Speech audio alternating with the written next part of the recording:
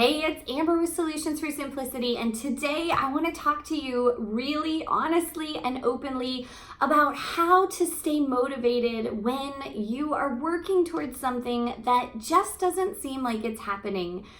I really have been going through a lot of things myself, and maybe this is just my personality, but I'd be willing to bet that a lot of us are like this. We put so much weight on the results, on the outcomes that we're trying to achieve. And when they're not happening or not happening as quickly as we might like, it is so easy to feel like a failure. We can so easily internalize the rejection that we might feel like we're getting, or to think that if no one is noticing what we're doing, that we must be terrible at it, right? And we're never going to get where we want to go. I want to encourage you today to keep at it, whatever it is that you are striving for. We all have those dreams and ambitions, and we have to find a reason for why we're doing what we are doing that is separate from the outcome. If you haven't before heard of intrinsic versus extrinsic motivation, there is so much research out there, and I will link a few academic articles for you below based on the research that I've conducted. And it's so apparent that people who have a reason for why they do what they do that is not at all tied to anyone or anything else, in other words, people who have this intrinsic internal motivation, they are the ones who really go on to be the most successful, who are the most satisfied with their lives, and who really are, understandably, the most mentally strong and healthy. When we look for external approval and we have that extrinsic motivation and we are doing something for someone else or because we're trying to achieve that outcome, we are so susceptible to a number of traps, not the least of which is thinking that our value and self-worth are so minimal when we don't achieve what it is that we want. I'm going to give you a few very personal examples here, and I would encourage you to drop in the comments any other things that you are working towards and maybe feel like you're not seeing the traction that you want to see in those areas. But the two that really stand out to me, actually three, I thought of three now. The three that really stand out to me are first and foremost things for my job, where, if you didn't know, I'm a professor and an academic researcher, and so the bulk of my responsibilities are researching and writing journal articles. But that publication process is a doozy, and it's so common to spend months and months and months working on something, and oftentimes it doesn't hit at a journal, the first time it gets submitted, or you might send it to multiple journals before it finally gets accepted. And every time I receive one of those rejections, I can't help but feel like a failure.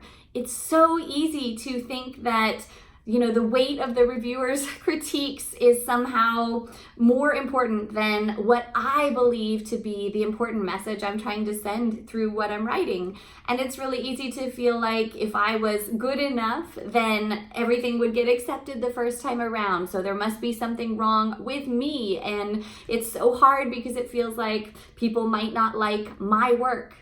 Thankfully, I've now been doing this long enough to know that there's so much randomness that goes along with my profession and life in general. There's so much that we can't control about the outcome.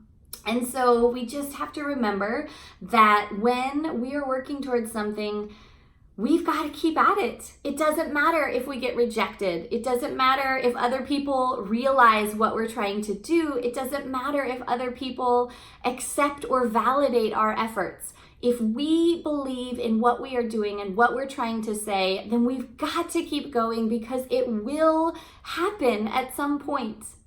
The second example that is just, so big in my life is in the area of motherhood. If you are a mom or a working mom, then shout out down below in the comments, because it is not easy. It's so challenging to juggle work with home life and, any semblance of sanity and self-care. Those are all tips that I'm really passionate about sharing on my channel and giving you ways of trying to do everything you need to do faster so that you have more time and energy for who and what you love. But as a mom, I have really found that I had a tendency to judge myself and whether or not I was a good mom based on the behavior of my children or based on the outcomes that we were seeing on a day-to-day basis. Were my kids happy? Were they listening? Were they obedient? And when they weren't, when things felt out of control, I so quickly criticize myself and assume that I'm a terrible mom or that I'm just messing up my kids' lives for all these reasons. Now, you might have an opinion of me and of my working mom status or just, have that outside perspective. But I hope that we are close enough here on my channel for me to be able to share that in a very vulnerable way, that I do have a lot of insecurities and a lot of ways in which I feel inadequate. And motherhood is a big one because I love my kids with all of my heart. I dreamed of kids for so long and I want their lives to be the best that they can be. But what I have to remember, what I would encourage you to remember if you are in the same boat, is that our worth as mothers, the job that we're doing, we're not going to see instant results in our kids, and we can't judge ourselves based on how our kids turn out, right? This is really, really hard, but I'm grateful for a lot of parenting experts that I've finally found that are reminding me that, our kids have these natural emotions and they're trying to navigate the world just the same as we are, and their responses are so normal, so developmentally appropriate. That doesn't mean that we are doing anything wrong. The fact is that being so concerned about how our kids are doing or how we are doing as a parent, that is a sign that we care. We need to give ourselves credit because, every kid should be so lucky to have a parent that is so invested in their success and their happiness. The third example that I will share with you is one I haven't ever really explicitly mentioned on my channel here, but I started this channel because there's so much that I have struggled with, so much that I've learned the hard way, and I really am passionate about sharing those lessons with you so that I can help you avoid the heartbreak that I've struggled with. So when I started my channel in August of 2019 and posted my first video and have continued to post 1 or 2 videos a week for a year now, I really had high hopes that the channel would resonate with a lot of people, that it would get noticed and I'd get a lot of subscribers and views because I want to have that positive impact on as many lives as I can. Well, it's been a year and I've had to really step back and remember that success isn't in the number of followers or subscribers that you have. Success isn't about the number of likes that your video gets or the number of views that it might receive. Success is about reaching that one person that needs to hear your message and cultivating the connection that I can hopefully provide through this outlet, through this platform. I also have really had to remind myself that all good things take time, and I firmly believe that it is just a matter of time until maybe things take off and do better. But I can't judge myself or this channel based on the number of subscribers that I do or don't have. I had to really remind myself why I am doing this.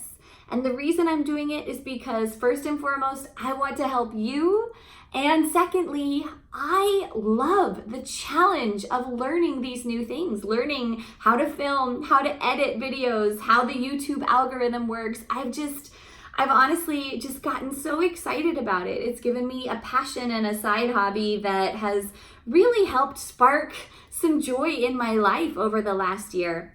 And I don't want to give that up. This is something that I do for me and that I enjoy. So again, we've got to have an internal reason why we do what we do that is separate from the outcomes that do or don't happen. Just because we're not seeing traction, or just because someone hates on us, or just because the result doesn't come through by the time we thought we would have achieved it, that doesn't mean we're a failure. It means we're a rock star because we're trying, we're showing up, and we're doing something hard. We're putting ourselves out there. We are being open and vulnerable with the world, and that's what matters. That's what a good life is all about. I want to leave you with this really incredible analogy that a good friend of mine told me the other week when I was confessing to her that I was disappointed that a video I really thought would take off didn't. She reminded me of how airplanes work, how flights work. And obviously I'm not a pilot. This is going to become abundantly clear in just a moment. But she reminded me that 90% of the work of getting a plane in flight happens before takeoff. It's making sure that everything is ready to go. And all of those steps are so necessary. They are imperative because if you are not prepared, then the plane won't take off, or it could run into major issues when it's in flight. But once all of the hard work has been done and the plane does get off the ground, then you can almost always sit back and really enjoy the flight. So I'm just renewed with hope and optimism and determination that we're going after what is important to us, what we believe is going to make our lives the best that they can be. And the more that we can detach ourselves from the outcomes, the better, because the true joy is in the journey. Thanks for listening. If this video resonated with you, please give it a big thumbs up and consider subscribing for new videos every week on ways that we can better plan and prioritize our time, ways that we can be more productive, and ultimately lead a simpler, more intentional, and fulfilling life. If you're not already following me on Instagram, then check me out over there because I'm constantly posting behind the scenes glimpses of my life, as well as additional tips, tricks, and tools to help all of us do what we need to do faster. Thanks again, and until next time, have a great day.